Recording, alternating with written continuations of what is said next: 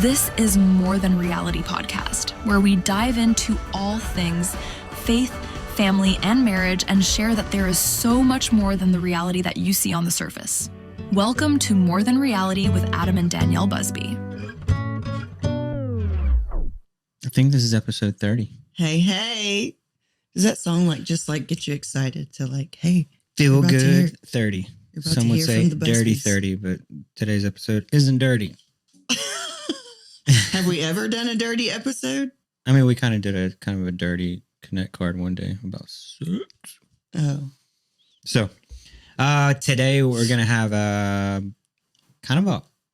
guess some would say it's like a hard conversation about just change, embracing change. But we're hot off the heels of Easter break. Yeah. And we had a very unique and different experience for Easter this year because we went back home, which we've done. We've gone back home to Louisiana. We're both from Lake Charles, Louisiana.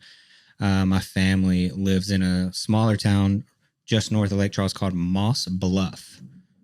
And it's thundering outside. I don't know if you guys will hear that. And so we went back home because... Well, we always host. Since we've lived in this house, we have hosted Easter the last 5 years. And we normally do a crawfish boil. And we have my sisters over. Earlier years, we would chase the kids around as an Easter bunny. Yeah.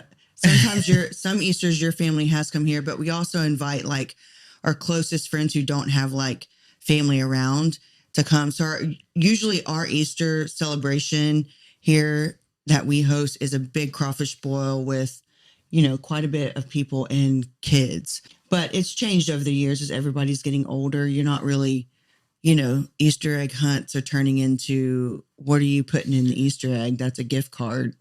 Yeah. And then, just more challenging games and stuff. But this year we did go to Lake Charles. Yeah, my older sister. A lot of people don't even know I have an older sister because she lives away. She lived for years in North Carolina, and then now they live up in Oklahoma. But, it's just harder for them to get over for every holiday and stuff like that. And so it's been probably 5 years since she's been with us. And then really it's her whole family because of her husband's job and stuff. And he's always out of the country and stuff. And so usually times that she's come back, it's just been with either her by herself or her with the kids. And so this is one of the very few times as a whole family, their whole family came, husband and kids. And then, so obviously we found out, Clarissa's coming in. So we gotta be there. And so, we made it a point to come in, and it was awesome. We got to spend time with nieces and nephews that we don't get to spend much time with and let the kids play together. It was just a super awesome experience. Yeah. We even did just to celebrate this momentous occasion, we had a photographer come in. We did big group family photos, which we still haven't gotten the photos back yet. So we can't wait to share those. I mean, it was just a couple of days ago. Yeah. And so, normally because it's me, usually it's me setting up a tripod or taking group shots of families and stuff. And so we get those photos right away. But this time around, we brought in a photographer. So you kind of have to, do the photographer thing and wait. Which is hard because I'm I can't see the photos just when yet. I do it, it's instant gratification. Yeah. Everybody can I walk into the house and upload them and everybody can see them right away. But this time I now we have the anticipation. Yeah. You snapped some photos while we were just waiting and stuff for everybody to get there. But I should have at least snapped one family photo. I took a photo of you and the girls, but I was taking the photo. So I was out of it. You took a picture of me and the girls? Yeah. From the magnolia tree. Oh, that was at your mom's house. I thought you were talking about when we did the family photos. No, you snapped around a couple pictures. I think you already posted them. Yeah, before we got... Rude. We got there. Those were such cute pics. You should have collabed with me on that. Oh, sorry. We all got there a little early just to kind of scope out. Honestly, we'd never been there before, so we got there extra early. And so we were waiting for the photographer to get there. And I looked over and I remember my childhood in Louisiana and honeysuckles. And, you walk up and you can pluck the flower. I mean, the the actual honeysuckle bush or vine. I don't know if it's considered a bush or a vine. It's just a vine. I think we always said bush, but it's super like aromatic and like it smells like so sweet and so good. And allergies. But you can walk over and you can pluck off the bottom and then pull the stem through the bottom, and there's like nectar in the bottom, and then like you can like taste it and stuff, and it's like super sweet. And so I showed the girls because they'd never seen a honeysuckle before. I hadn't seen one since I was like a kid. Since I've been back to Louisiana. I don't have them around here. Yeah. Mom and dad don't have them at their house. And so that was like super cute because we got there and we were like, oh, what are we going to do? We're just sitting around waiting. And I looked down, I was like, oh, there's a honeysuckle bush down by the water. And so I showed the girls and grabbed my camera and just snapped a few, like I showed them how to do it, and just was taking some photos of them just exploring and stuff. And it was like just made for some super cute, like candid photos. Yeah. Around all the flowers and the bushes and stuff. And they were all dressed up for photos. And so it was super cute. But we had a crawfish boil at mom and dad's house. So we still did the crawfish thing because that's like our thing for Easter. It was awesome. I mean, like the kids were like asking every single day for like a month. We're going to Nana and Papa's house. We're going to have crawfish. We're going to do crawfish. Like, yes, yes, yes. And then we almost missed it. Yeah, we almost missed it. But yeah, we made it. And I laughed because like Adam's mom and dad like are both like into like gadgets, kitchen gadgets. It's exactly like Adam. And we get there and I'm like, oh man, I just saw this thing on Instagram pop up with this crawfish peeler tail. And they're like, we got it. I'm like, of course you do. I mean, literally it was like 2 days before. And I was like, that's a cool thing. And yeah, fail. Yeah, it didn't work at all. And it just slows you down. Yeah, it's like major slows you down. Like just trying to get the clamp thing. I was like, no. Ain't nobody got time for that. Yeah. But yeah, we had a really good time. I mean, the weather turned out nice. I mean, it rained a little bit, but the pool was really cold. So the kids were kind of in the pool, in the hot tub, in the pool, in the hot tub. But yeah, there was a full house of all of us there. We actually were like, when we go in and the 8 of us go say it's a lot, you know, now we had Clarissa and her husband and like the kids and Kayla and her husband and the kids, but they would stay at their house, but they're in like one of their rental properties, like in between like building and selling their home and whatever they're going to do next. But, you know, there's not a lot of room over there for us either, but we made it work. I mean, we used the pool house, the couch bed, we used the camper. And I mean, we took up every space that there was with the family to sleep. Yeah. It's funny because like I text dad like the day before and I was like, is it too late to call dibs on the camper? So we just had like our own little space like off to the side of the house. Yeah. But he's like, no, come on, it's ready. Yeah. Sweet. It was fun. It was enjoyable in there. It's cold. Yeah. Cause they have a bed like ours at home. There's like a sleep number bed. Yeah. That bed was actually more comfortable than the bed that we usually sleep in. Yeah. And so it was perfect. So I like the camper. It was like comfortable and familiar. So it was like super cozy. All right. So we're going to take a little break for our sponsor, which is Cozy Earth. And it's funny because in this house, I feel like we have a really nice set of sheets we rotate our sheets like probably every week. There's like one set of sheets that's like our favorite. And we've been on this like search for the best sheets. And I feel like none of them compare to this certain particular one that we have until we came across Cozy Earth, right? I feel like these Cozy Earth sheets that we have are like butter. Yeah, so I was always that person that's like change the sheets, wash them, change them, and I'll just like get some, like I didn't want to spend money on it. But now I know that quality matters when you sleep. And I am someone who doesn't sleep well, but needs sleep because sleep is so important for our health and like physical and mental. And I'm done, how do you say it? Sheet finding. Sheet shopping. Sheet shopping. Sheet shopping. We have found it, Cozy Earth. I mean, I've heard people talk about Cozy Earth. They've got like the PJs, which I can only imagine how amazing the PJs are. But we have the sheets, and the sheets are literally like you don't want to get out of bed, which is a problem for me. But because we both sleep hot. Yeah. Ew. And so whenever we go to bed, like you want a sheet that's going to keep you cool. Yeah. But not cool like it's like a wet feeling cool.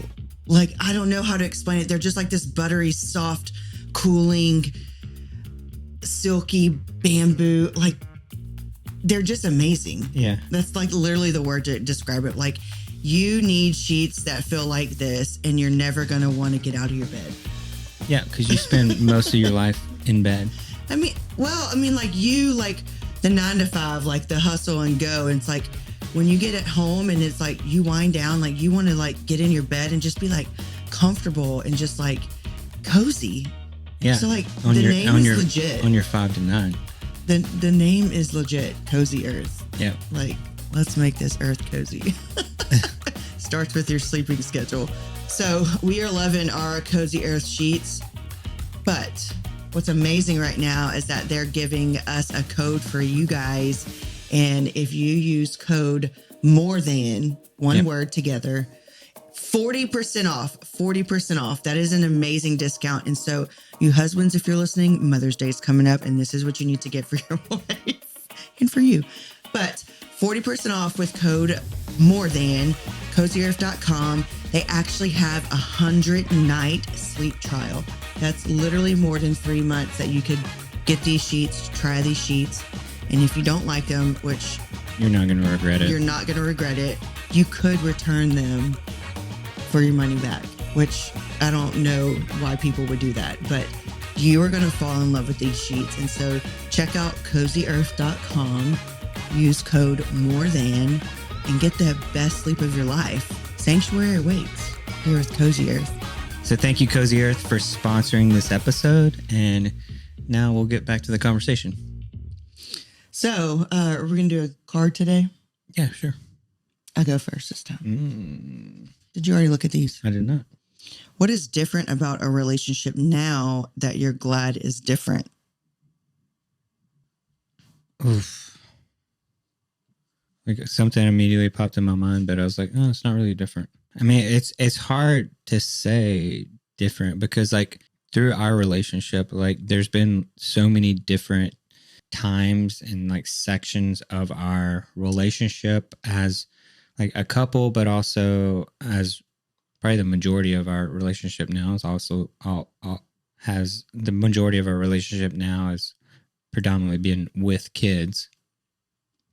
And so, I mean, I think early on, like our relationship was just full of like travel and just going, doing fun stuff. And then now that like our life has kind of been, you know, consumed with like kids and family and stuff, you embrace that, but also like we've had to kind of lean a lot on just our relationship and our faith and stuff like that moving through because like it changes so much.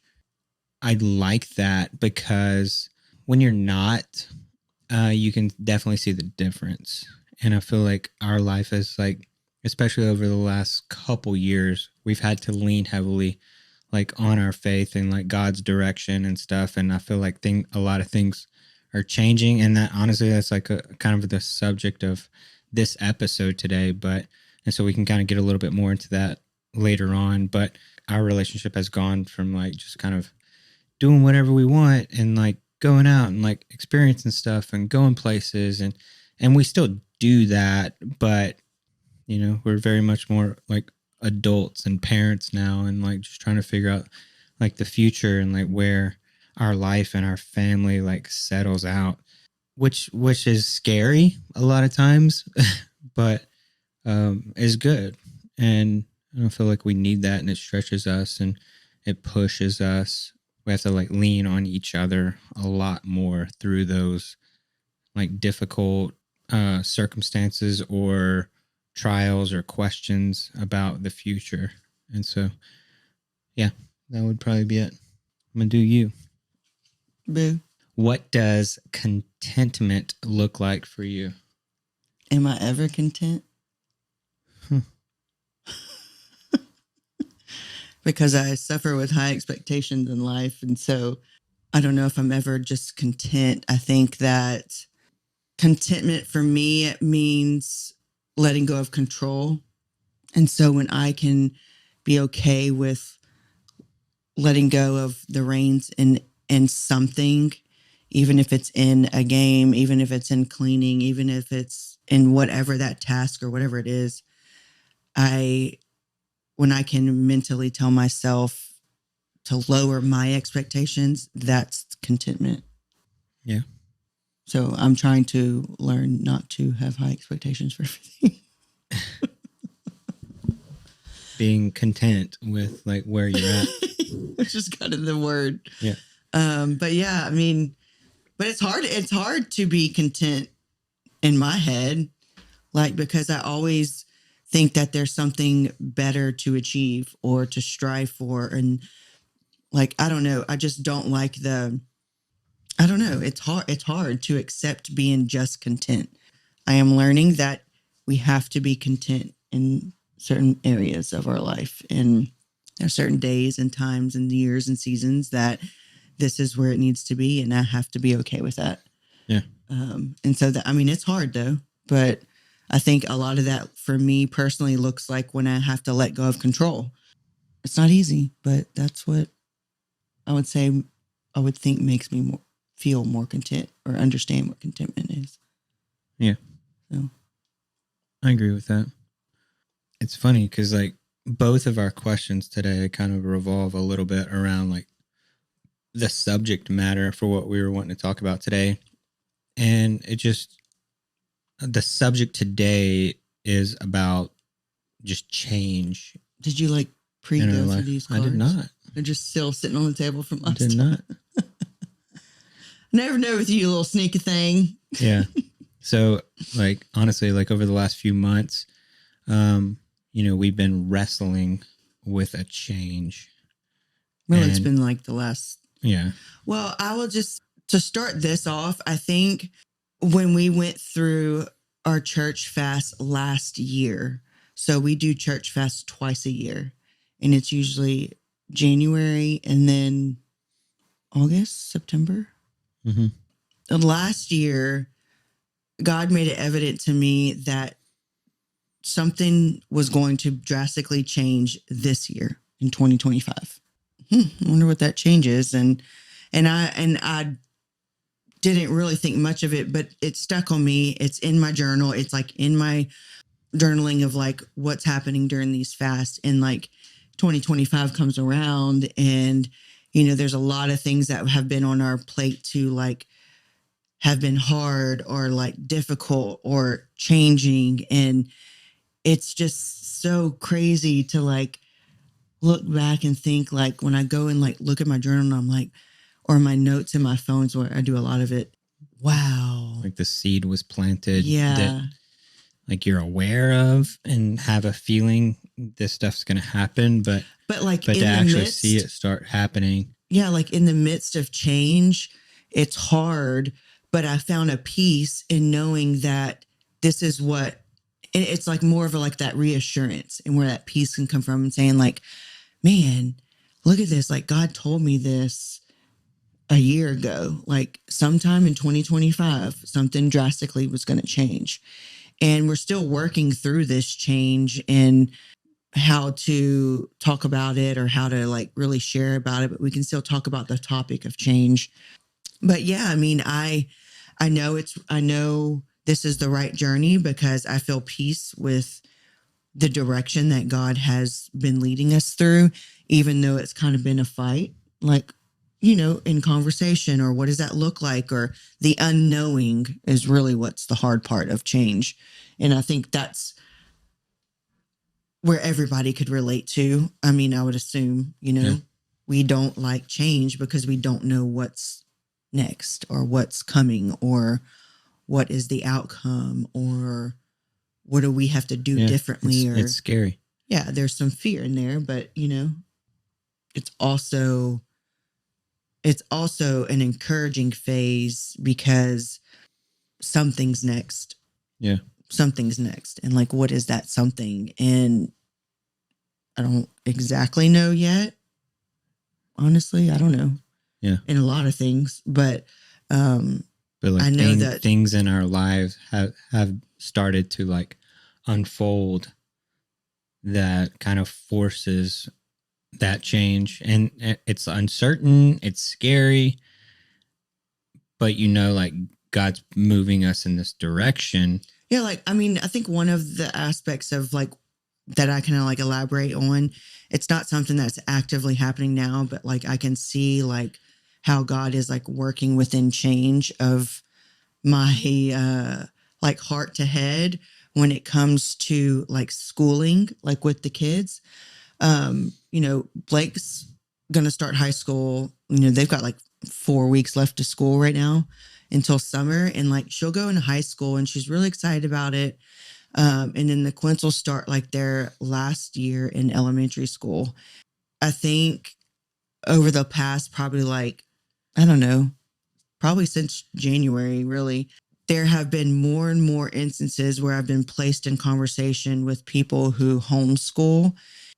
It's always something that I never envisioned doing. We got a taste of that through COVID. And it was like, and we're like, absolutely heck not. no. These kids don't see me as teacher. They don't. That's why we kept them when we probably shouldn't have. That's why we kept them in private school for another year, because there was so much uncertainty in the public school system and the politics involved with like COVID and all this stuff. And, there was like all this stuff looming about like in-home learning, and we were like, I mean, they're going into like kindergarten, and you're hearing all these things about, oh, they gotta get issued a laptop computer and they have to stay logged in for like 6 hours a day. And I'm like, how would that possibly work in our house? Yeah. Like I would have to set up a computer lab and have full-time tech support in our house with a bunch of kindergartners that don't know how to really use a computer yet or read. Yeah. And so you have to like, you would have to be like hovering over them the entire day. Yeah. We're like, how would we be able to do anything else? Like work. Yeah. So it wasn't something that I was like, heck no, I'm not cut for this. I'm not fit for this. Like, this is not what it is. However, years have come by. We've learned a lot as far as like education and learning disabilities and like who needs what and how to help. Learning it's still hard for, parents and a mom to learn how to help your child with dyslexia, help your child that has like, more like cognitive, like comprehension. And I mean, there's so much. We've got 5 kids the same age and it's still hard, but I do know that, within the school district and what they've been placed in at their school, like they have been given a lot of free resources that have been very helpful. I'll speak for myself as a mom of multiples to be able to manage and assist with needs that they need. It's very hard for me to be able to provide all of that they each need in that capacity of different levels. So being in the public school district has been very beneficial for this phase of life that we're in, of helping them learn other skills a different way. And for someone who doesn't know how to do that, or the technology or the resources behind that, it's just all in all, like if I had one child, I think I could manage it, but I have multiples with different learning disabilities in a sense. And it's just overwhelming for me to understand, how do I teach this one? And how do I teach this one? And how do I teach this one? And I've learned a lot working with the teachers and with the school, and it's been very good. And so like now, like the goal is having to see progress and like watching them read and hearing them read and listening to them read. And they have grown a lot over the last like 3 years. My hope is that with dyslexia and stuff, that they are learning all these skills so that when they get out of elementary school, they know how to utilize what they've learned and it not be like a peer deficiency, and, you know, you get to middle school and it's hard. Like they're going to have a shock of just, it's going to be very different for them in multiple ways. And so I think when I start looking and talking about change in like homeschool, it's not the same type of homeschool I think about from what we first experienced, which was overwhelming, like, holy cow, you know? And so this is something that I wouldn't say I've always been against it. I just have never been educated enough to understand like what homeschool is. And I'm learning more about what it is and how I can see benefit for our life and the Quints as they're getting older. Yeah. And you can see how God places people in your life for like such a time as this. Yeah. Like now, probably half of our closest friends are homeschooling their kids. Yeah. In like a co-op aspect. In some form. Yeah. Or like homeschooling their kids, which allows us, like, you know, it's kind of been planting the seed, and like we're learning a bit about the system and how it works. And I've ran into multiple friends who have, you know, 3 or 4 kids, and they're like, you know, we used to be neighbors, and it's like, well, what, you know, running the grocery store with each other. And it's like, hey, how are you? Oh, I saw you at church. I didn't know that y'all started going there. And she's like, yeah, well, you know, this one, such and such, is in like the homeschool, one of these homeschool like co-op programs. And so a lot of the peers go over here to church, but the other ones are still in here, and this one goes here. And she's like, it's what works for us. It's what works for that kid. He was not doing well in like the classroom setting. And so we found this program and it works. And so it's just crazy. God putting all these people back in our life to kind of like really, you know, show us and teach us, and like in a way be like, it doesn't have to be this way, clear as day, you know? And so I've kind of been open to like, okay, well, when 6th grade comes around, like, what does school look like for the girls? And so when we talk about change, like this is a very big topic of change, of something that might drastically change for us and our kids. And so we don't have the answers yet, but when we talk about change this episode, these are heavy things that we've been praying about and talking about for a while now, because like we've got another year of where the Quints are kind of like together. And when they get to 6th grade in the school district that they're, you know, going to go to, they don't even know how to be divided up. Yeah. As far as not being in classrooms together and not being able to like really choose that I want you with this sister, and the peer level is like tripled, and, you know, the learning, how they learn. And like, so I worry a lot about those type of things. Like when we come to middle school, not so worried about like this next year, but it is something that I do believe will change, whether it's all of them that go to homeschool, all of them go to public school, some go to public school, some go to homeschool. Like, I don't know, but like, these are things that we're wrestling with right now. And it's hard. Like change is hard. Like, what does that look like? And what does that look like for work? What does that look like for our schedules? What does that look like for, you know, school life? And if it's some here, some there, like there's a lot of uncertainty and a lot of questions that we have. And I'm glad now that I feel like we're, you know, God's been planting seeds within us and people in our lives, that I feel like we have a span of time to kind of like, we're about to just start, you know, summer, where we can kind of like navigate, you know, our kids are with us all the time in summer. And so just to kind of like, how would you process like school, and then like they go back to school. And so when we're talking about change, we're not talking about like, let's change our hair color or like whatever. We're talking about like real life changes that are hard. And, you know, when you feel God's called you to do something differently, or might be stretching you outside of your comfortability, or pushing you to grow, or pushing you to be uncomfortable, like this is what we're talking about. And it's hard. It's scary, because I feel at times like I am not equipped enough for that. I'm not equipped enough for that. And that's where God slaps me in the face and it's like, But that's why I'm here, Danielle. Do you remember your life of where you were not equipped and I equipped you? I provided you strength. I provided you rest. I provided you energy. And I'm like, yes, yes, Lord. Like, so I have to be reminded of that often. And so I am encouraged and filled with hope of whatever that next change is going to be, that pray that I can be obedient, I guess, to whatever that change is going to be. And then, you see like stories in the Bible, like over and over about how God is a God of like movement. Like he wants to push you and stretch you. And like, I mean, you like look at like in Genesis and stuff and like Abraham and, God told Abraham just to go into this land that with no roadmap. And, he was just obedient and he went.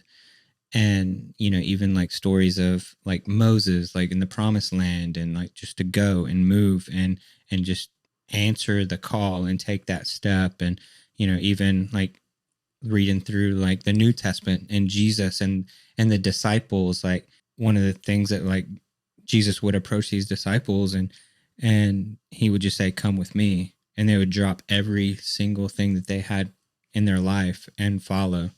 And, it just shows over and over like God is a God of movement and he wants you to just respond. And whenever you feel that tug or that direction or just like that feeling, yes, of course it's scary because whenever you move into something new or you feel like you're called in something new, it's like scary. Yeah. Because it's so unknown. You have to remember like the promises that he's given of like, I'll never leave you or forsake you. I walk through this with you and he's going to equip you in these hard times. Yes, you're still going to have hard times whenever you're going through change and stretch and he's like molding you and refining you through like this new season of your life. He doesn't say it's going to be easy, but he's going to be with you. Yeah. And, and that's one thing like, through seasons of our life where, it's hard and like we're going through changes and different aspects of our life, and that's whenever we should draw near and draw closer to him and to be obedient and to get in the word and to pray and just to sit there and listen. Like, what do you have for me? Like, where am I going? Yeah. And he may not show you everything, it may just be, you're going to go through some change next year. He may allow something like drastic to happen in your life that, in a sense may force you to change something in your life. And all he's asking is take a step in the right direction, be obedient. And I'm going to show you, and I'm going to light your path one step at a time. And he wants you just to take that step and may show you just enough just to be able to take that step and to have the courage just to take that next step. And then he may show you, okay, now we're here. Now let me take you a little further. And, it may open some doors or bring some people in your life in that next step or that next area that you're in that will illuminate and show you, okay, like give you some more direction on where to go. Yeah. And we've been going through, I've been going through a Bible study, like book through the book of Matthew, gospel. And this last chapter was like chapter 13, talking about all like these, like Jesus speaking in parables and giving all these like stories. When you're talking about a change or a movement, or God might take you somewhere, doesn't even have to be physically. It could just also be mentally growing and changing and taking you somewhere. But it also could be physically and whatnot. But I was reminded as I was reading, actually this morning, I went and read some of chapter 13, but it tells Jesus at the end of this, he says, a prophet is honored everywhere except in the hometown among all his friends. And so I'm reminded that like what that means to me right now is that we're in this community, and you're known here, you're known there, blah, blah, blah, blah, blah. But we're also seen outside of the community, and God has been showing us different ways of life, different, speaking to us differently, us being used as encouragement to others elsewhere too. And that we don't always need to be standing in the same place that we are comfortable in. Right. So like, whether that means here, I don't know what that could mean for you. It could look different across the board, but for me, this is speaking to me. And though it's not literally like, Jesus is like, went in away from his hometown to evangelize and like to tell people, these parables and stories and what was going to be happening, and that he's the Messiah. And sometimes we have to stretch ourselves and get uncomfortable and go. And that could be going to coffee with someone that you don't know, that you maybe ran into at church or met at a Bible study or met at a party or met at somewhere. And just even that change of like, get outside of your home and go have coffee with someone and get to know someone. Or, maybe God is calling you to a different job, or maybe God's calling your family to a different location, or maybe like this change could be anything. It could be anything. But Jesus went, Moses went and shouted, right? And so that just kind of encouraged me on like the topic of just change, that like, man, Jesus was never comfortable in like this one setting, and Moses, they all just went, they all just abided. He said go, and they went. And so that's what I want for us, and that's what I want for y'all, is like, if you feel this urge, if you feel this uncomfortableness, it's probably because God's pushing you into something. And so lean into that, seek the scripture and prayer, because it's hard and it's scary, but it's going to be beautiful, whatever the outcome is. Yeah. If you do it in guidance of obedience to him. Yeah. I mean, we've been in seasons where, just like uncertainty and unknown is like downright terrifying. And like when someone tells you you're having quintuplets. Yeah. and you're like, man, like, how are we going to do this? Like, how are we going to get through this? But then you're always reminded, and you always, you can sit back and like look at the past and look at where you were in certain aspects of life and certain points in your life, and just like think back on that and remember like your fear and your doubt and your worry through those moments, and and sit back and think, man, why was I so scared about that? Or man, how stupid I was for just being so scared and unwilling to, not necessarily unwilling, but like just scared to move. And because I'll be real, like it is scary, and it's okay to like wrestle with something. Yeah. But don't let the fear rob you of where God's trying to take you. Yeah. And so just lean into that. And like, if there is like a tug or an impression that you have of like, there's something more I should be doing, like lean into that and try to figure out what that is. And you may not get that answer right away. You may just get an answer of, take one more step, or take this step, or somebody coming into your life and leaning into that person, because like God may be working through you or through that person to speak to you about something, and just be open to what's next.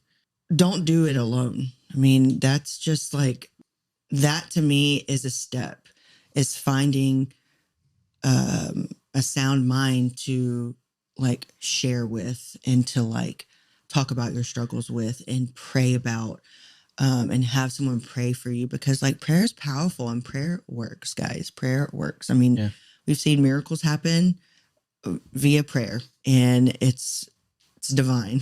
Yeah. So like pray more, like get into the word, like seek, like just like I said, seek people in your life of like with good biblical godly counsel, and pay attention to like moments of peace, because, we've been through very, very tough seasons in our life, but also through those tough seasons have felt just unexplainable peace through certain situations where there's no doubt in your mind that, okay, I'm doing what God wants me to do right now because he's filled me with this supernatural peace about it. And and I think whenever you can like move forward or use that change, accept it and go, like it's purposeful. Like I feel like I want nothing more than my life to be purposeful for the kingdom. Yeah. Not purposeful for me or purposeful for the kids I want to be doing what God has called me to do. And that takes change no matter who you are, because you have to deny yourself and your wants and your desires to follow. And that's hard. Yeah. That's hard because we live in a world that is full of gratification for self.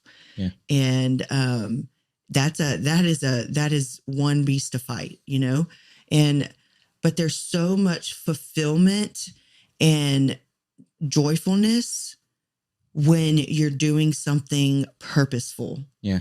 And if you've experienced this before, you know what I'm talking about. It's something that says, I could do that forever. I could do that all day.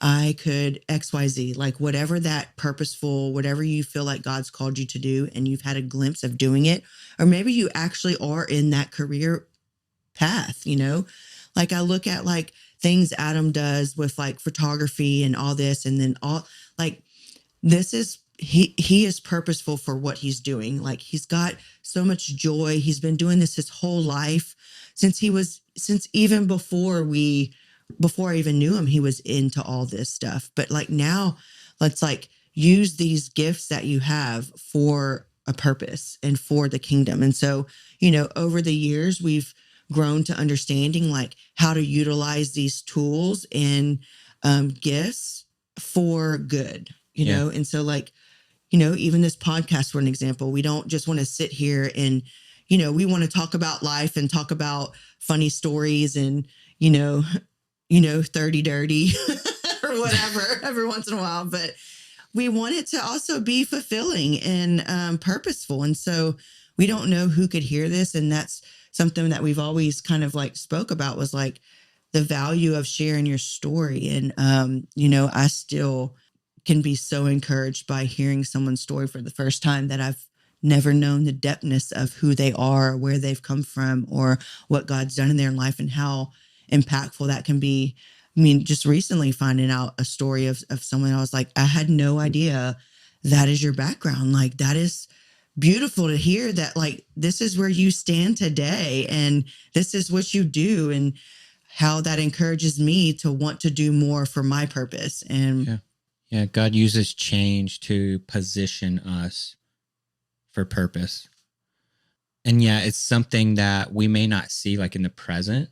Usually it takes us looking back and realizing like what God did through that time, or what God did in my life through that, because you can't really see it in the moment most of the time. It's always like looking back and realizing, oh man, like look how powerful this time in my life was, because I was obedient and I did step into that, and look at all the doors that opened for me through that time. I mean, let's give like a raw example of that. So I'll give you an example of something that's a sensitive topic for a lot of families and marriages, is finances and money, right? That's like one of the biggest causes of like divorce and everything. Something God did in our life, that when we stepped out in faith and trust, here we are as two,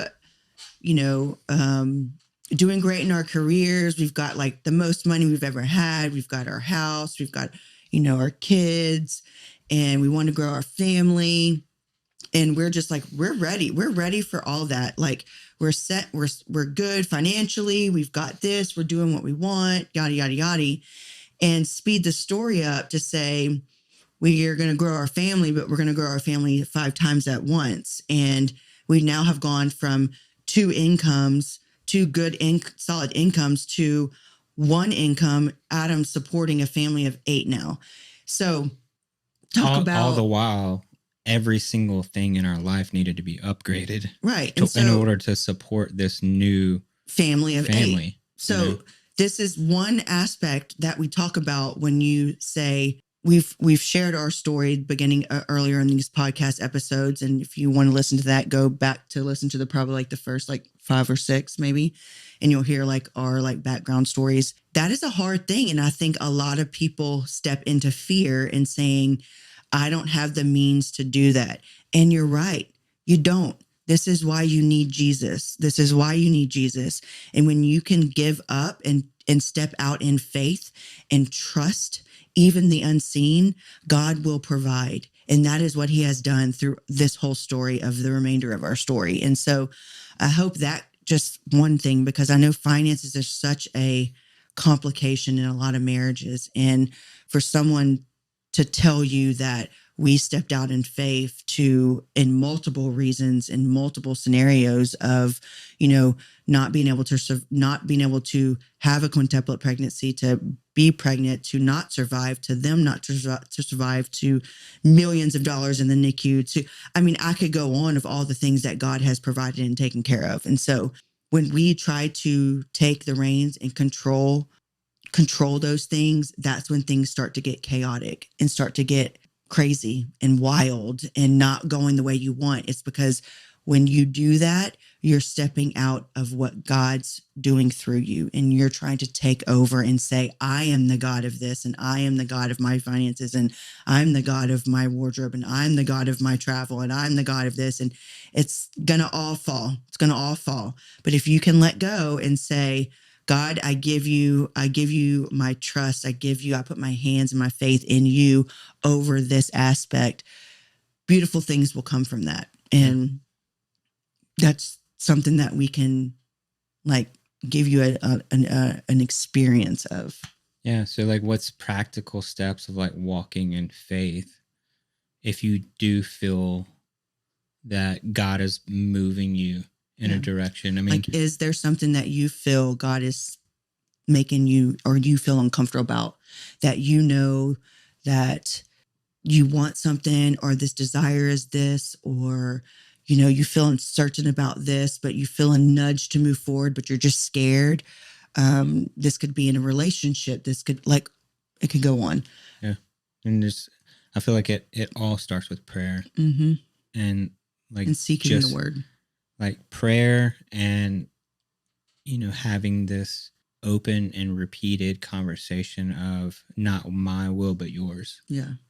And then through that, spending time in the word, looking for direction, like what God wants to show you. That's how he speaks to us predominantly, is through his word.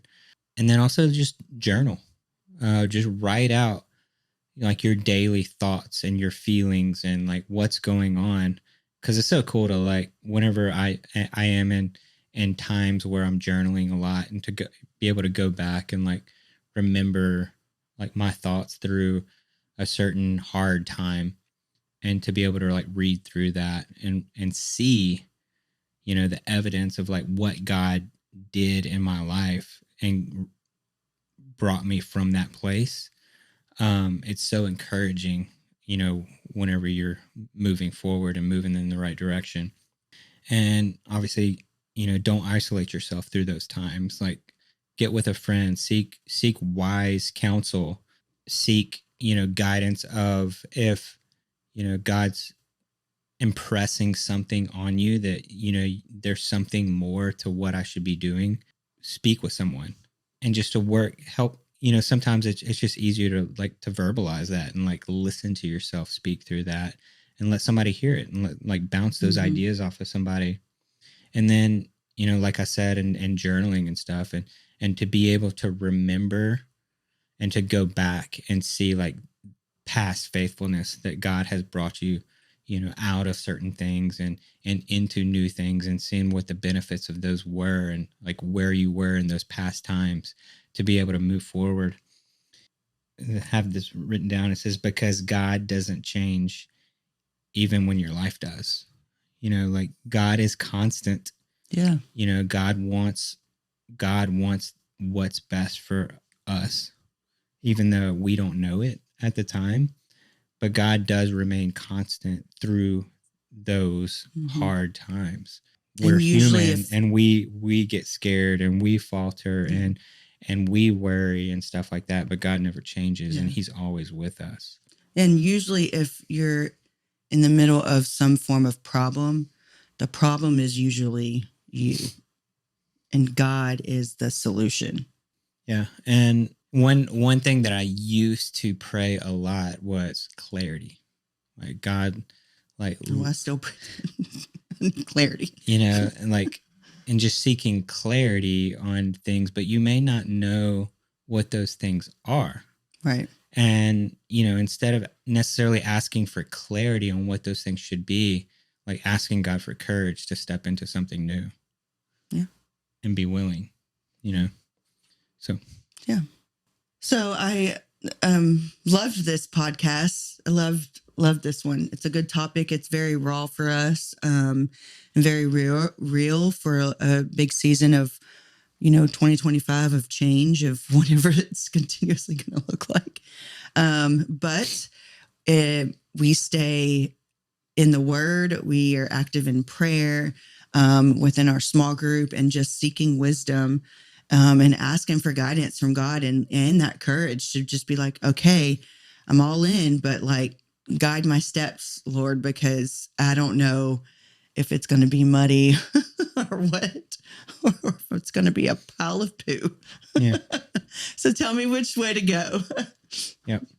This topic, it's tough. And like our prayer for you is for not necessarily clarity, but to make it evident of what, if you are struggling through, or you're wrestling with a new change or something going on in your life, for God to make that more clear, and for God to reveal, that next step, and to be willing to, our prayer for you is just to be willing and have the courage to step into that and take that next step.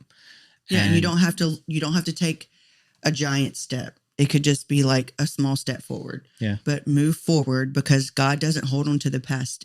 He doesn't hold on to the past, guys. So you need to let go of your past and step forward with God. Yeah. And to trust God more than you trust your own comfort. Yeah. And so if you're dealing with something like that, if you know a friend that is struggling with a decision, or just uncertainty of a new thing, share this podcast, and hopefully this ministers to someone out there, to you guys. If you have any stories about something that's going on in your life and you're wrestling with a change, or you just recently stepped into something in your life that God has pushed you out of and into something new, share those stories with us. Yeah. And because they encourage us too, especially, this is a very kind of like, we want to be able to interact with y'all, but this is very one-sided on this sense. Like, we share and we wait for responses. But those responses are very much encouragement to us.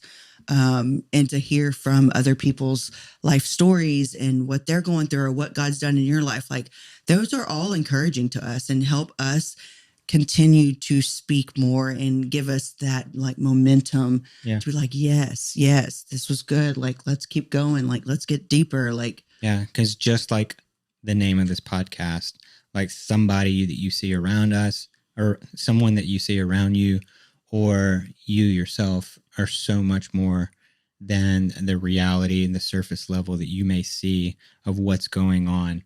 There may be something so much more deep. So reach out to people, share your story, listen to other people, what they may be going through, because you never know how God can work through these stories. And so we just want to thank you guys for tuning in and listening. Episode 30 of More Than Reality Podcast. And we'll see you in the next one. Bye, guys. All right. Love you guys.